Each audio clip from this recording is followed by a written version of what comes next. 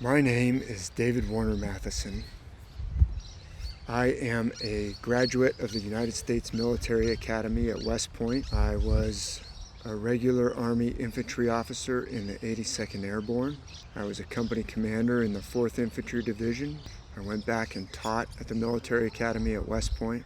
And I remember the Cold War because I'm a 1991 graduate of West Point, so I was at West Point during the Cold War.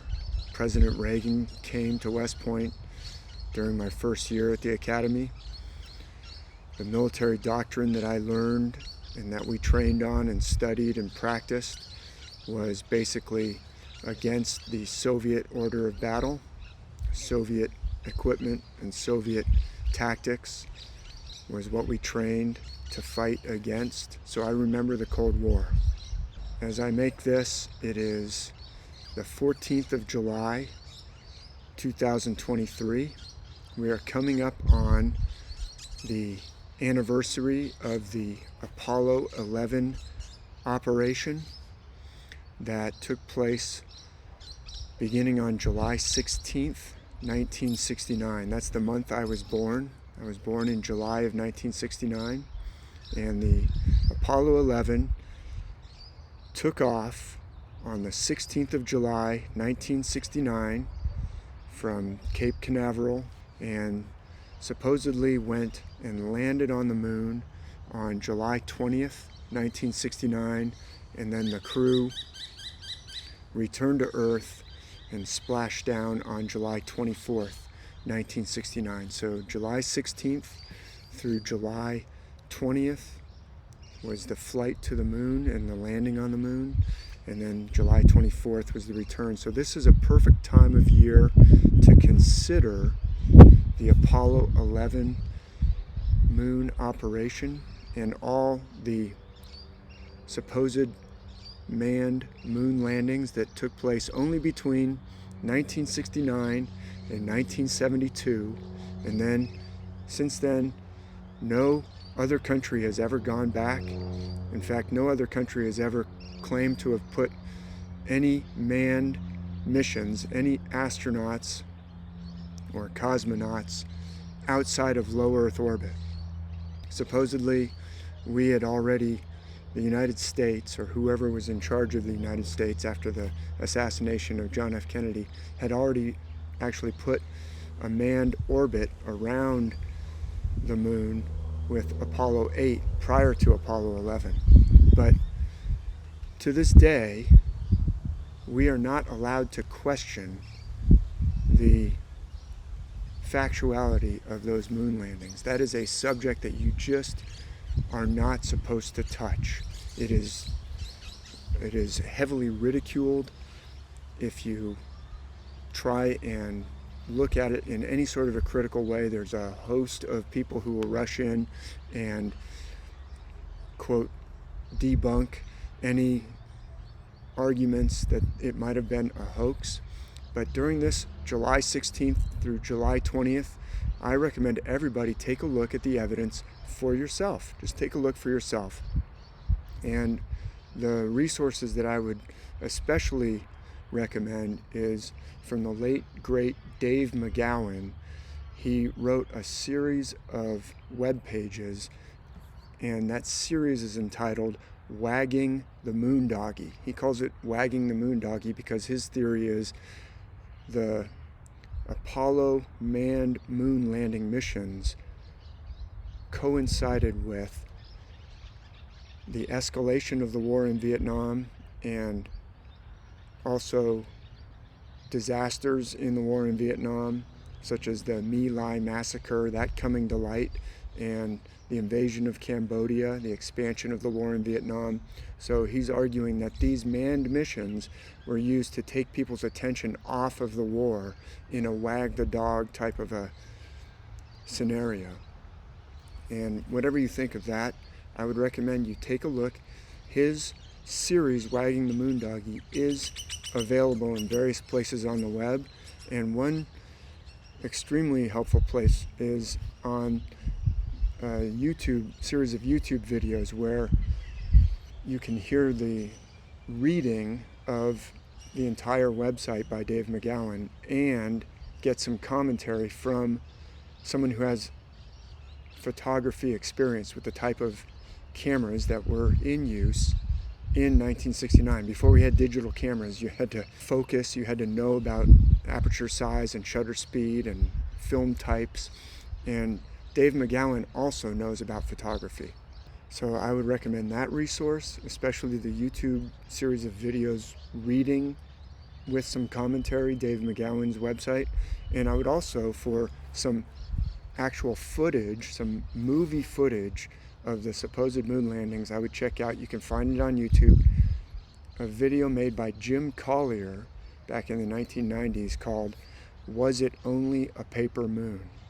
So those two resources are extremely helpful tools in making your own decision. But what I found most compelling about the Dave McGowan analysis was actually the photography analysis. And you can go back and forth about the flag. He doesn't even get into that. He does get into the shadows a little bit, but the clincher for me is his explanation of the photography on the moon, which is a body without atmosphere. The moon has no atmosphere, and that changes everything about the way that light behaves. And the clincher for me is the lack of stars. I love the stars. I love to go out and look at the stars. I look at the stars pretty much every night. I lead tours where we look at the constellations, and we go deliberately to the high desert of Utah, to a location that's about 9,000 feet in elevation at Bryce Canyon, because we want the atmosphere to be thin, and we want the atmosphere to be clear of clouds and dry, because that gives spectacular stargazing. But even at sea level, I have been to places at sea level overlooking Mara Rock, for instance, in San Luis Obispo County, up in the ridges that overlook the Pacific Ocean, so pretty close to sea level, but completely dark, out in the middle of the ridge line with no other lights around, and the stars are breathtaking. They are spectacular. They take your breath away. Same thing when you go up to Bryce Canyon. They are close enough to touch, and it is just unforgettable. It is glorious. And on the moon, with no atmosphere, an observer on the moon with no atmosphere in the way would be treated to the most spectacular sight of the stars that anyone's ever seen.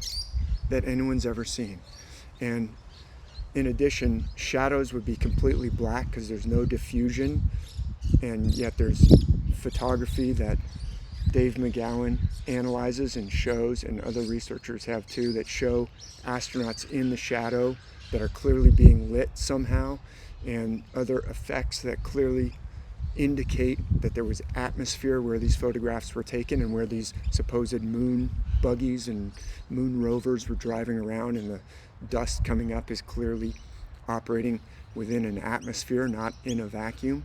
But the clincher for me is the lack of stars in any of those photographs. And quote-unquote debunkers have said, oh, well, they had to do the aperture and they had to do the shutter speed, and so they didn't get any of the stars. Well, Dave McGowan, with his knowledge of photography, blows that argument away. He shows photographs where the conditions would have been very conducive to getting the stars, and yet there's no stars. But you don't even need that kind of argument, because in this very suspicious, very uncomfortable, very painful, cringe-worthy press conference with the 3 Apollo 11 astronauts, supposedly held right after they returned to Earth, and they look uncomfortable, they look very guilty. They look disgusted with themselves that they have to go through with this. I'm not sure what exact incentives. Maybe they were told this is necessary for national security. We've got to fool the United States. We've got to fool the Soviets. So you're going to have to do this as a mission. Whatever they were told, they do not look very happy to be doing it. But during that interview, they are specifically asked about seeing the stars, and they look befuddled. Did we see any stars? I can't remember. Did we see stars? Well, maybe you should answer that. Neil Armstrong says, well, I could only see the stars when I was looking through a viewfinder or something. And secondly, when you looked up at the sky, could you actually see the stars and the solar corona in spite of the glare? We were never able to see stars from the lunar surface or on the daylight side of the moon by eye without looking through the optics. I don't recall during the period of time that we were photographing the solar corona what stars we could see. I don't remember seeing any. That's what he finally comes out with. And then Michael Collins blurts out, I don't remember any. I didn't see any. I don't remember seeing any. And Neil Armstrong looks at him in a bit of a shock. I don't remember seeing any. First of all, on the flight to the moon, supposedly, the Apollo astronauts used a sextant to sight in on stars and take measurements to figure out where the capsule was. You can just get your head around that. Supposedly during the flight, you can find online on official sites, oh yeah, the Apollo sextants. Go ahead and look it up. There's pictures, graphics that show, oh, this is how they use the sextant to figure out where they are.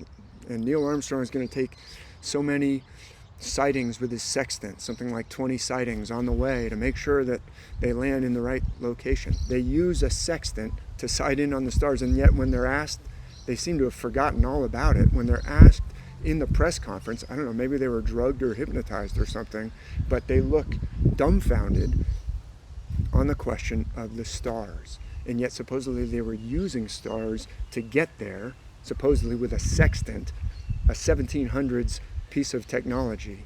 And then on the surface, they would have been just glorious. The stars would have been glorious. Now remember, Michael Collins supposedly piloted the command module, so he didn't go down to the surface in the lunar module, the landing module. So maybe that's why Neil Armstrong looks at him funny when he says, well, I didn't see any. The question was, did you see any when you were on the surface of the moon? Michael Collins apparently forgot that he wasn't on the surface of the moon, but the two astronauts who went to the surface, Buzz Aldrin and Neil Armstrong, they kind of just hand that question off, like, nah, I don't know about that. We were never able to see stars from the lunar surface or on the daylight side of the moon by eye without looking through the optics. I don't recall during the period of time that we were photographing the solar corona what stars we could see. I don't remember seeing any. It would have been the most glorious sight of stars that anyone's ever seen. With no atmosphere. Because of no atmosphere, they would have seen stars. And yet, they don't really have an answer for that question. Michael Collins says, I don't remember any, and yet later, in a book that he wrote, he said, oh no, they were glorious, the stars were everywhere, blah, blah, blah, blah, blah, and he gushes on and on about the stars. I don't remember seeing any. I don't remember seeing any. I don't remember seeing any. I don't remember seeing any. I don't remember seeing any. I don't remember seeing any. I don't remember seeing any.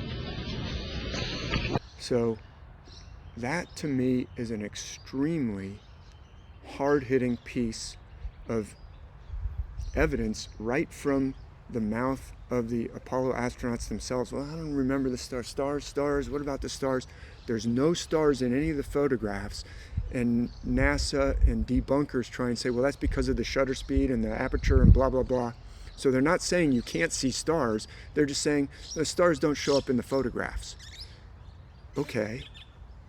So if you can see stars, nobody remembers it? Are you kidding? And the lack of memory of any stars is even more disturbing and condemning than the lack of stars in any of the photographs. We had all these supposed lunar landings and no one set the aperture to actually take pictures of the stars from the moon where there's no atmosphere. Maybe not on Apollo 11, but in none of the returning, where they supposedly stayed on the moon for like 3 days at a time, hit golf balls, and they never took a picture that showed the glorious stars from the moon where there's no atmosphere. Nobody thought to do that in all those missions. And then the missions just suspiciously stopped. If that was a lie in 1969, if that was an enormous lie that was told to the people of the United States and the world, that is a massive, massive level of misinformation, and it has massive implications, especially because you're still not allowed to question it. The implication is, do you live in a democracy? Do you live in a democracy if you're being lied to on that level? And if the lie is continued in being perpetuated, if the authorities are still suppressing any questioning of that lie, do you live in a democracy? Or do you live in a constitutional republic, or whatever you want to call it? You don't live in a democracy or a republic if you can be lied to and manipulated. And if that was, oh, we had to do it because of the Cold War, then if you live in a democracy, over 50 years later, 54 years later in fact, you would think that at some point the people would be told, okay, we did this, we acting on your behalf, or the military did this because it was a military, it was deemed necessary for these reasons, and maybe we shouldn't have done it, but it was a different time, and blah, blah, blah, blah, blah. And here's what happened, and you can inspect the evidence for yourself, and we're sorry, this was a different chapter in our history. No, that's not what's happened. That's not what's happened. It's continually trotted out every year. Oh, this is when the United States became the first country to send people to the moon, and no one's done it since. And you can't question it. And it makes you wonder, is it possible that a lot of other NASA endeavors since that time were also a lie? Because they've never gone back and said, okay, this was actually a hoax. If indeed that was a hoax, it was an enormous hoax. And it really changes everything. It needs to change everything about your understanding of who is running the United States since the assassination of JFK, since the assassination of Robert Kennedy, since the assassination of Martin Luther King Jr. So you need to ask yourself, if that kind of misinformation is being fed to you still, do you live in a democracy? And if not, what do you live in? What do you think you live in? And I would argue that with massive misinformation operations, your gut actually knows. Your gut actually knows. When we see something that just doesn't add up, we actually know it. There's a lot about the moon photographs and the amount of space that they had in that capsule and the amount of space that it would take for all the fuel, all the oxygen, all the life support systems, including food, water, air conditioning for the intense heat, heating for the intense cold, the shielding that would be necessary. Like I said, go take a look at Dave McGowan's Wagging the Moon Doggy information in his analysis, as well as other resources. Your gut actually knows. I would argue we actually know when we see something that doesn't add up. But the mind has defense mechanisms, the defense mechanisms of the mind that can override what our gut knows. If it's too threatening to our worldview or too threatening, we can block off information that we don't want to see, even though we do know it. And that process means that you're divided internally. If your gut knows and your mind blocks it off, if your heart knows and your defense mechanisms suppress that knowledge, then you're divided internally.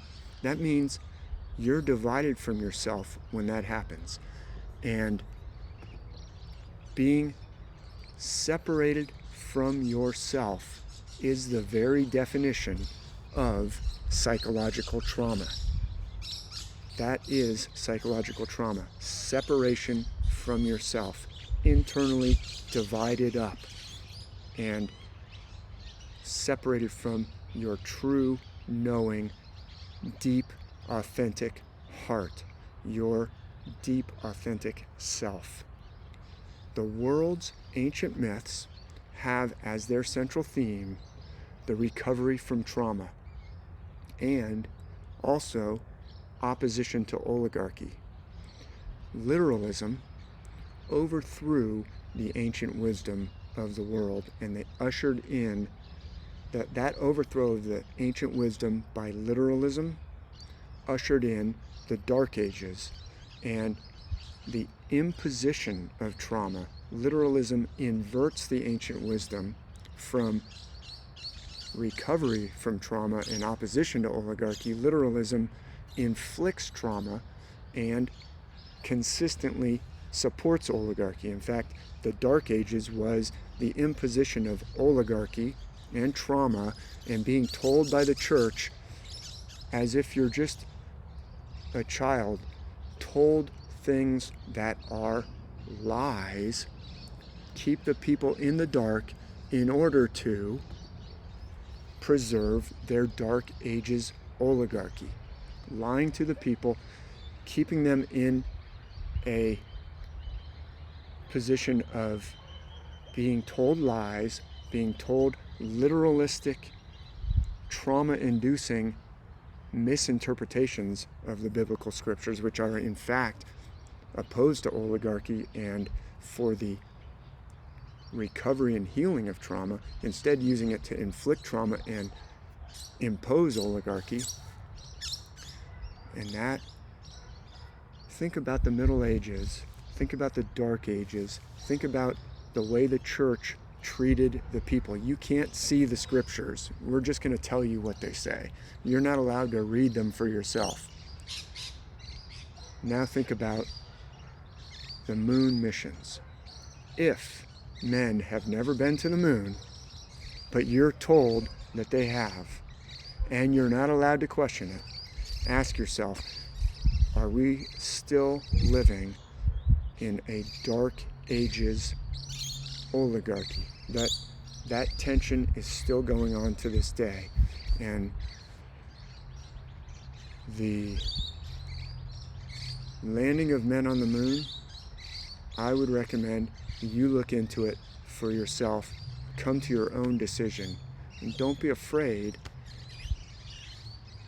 to look for yourself and to listen to your gut and listen to your heart and look at the evidence.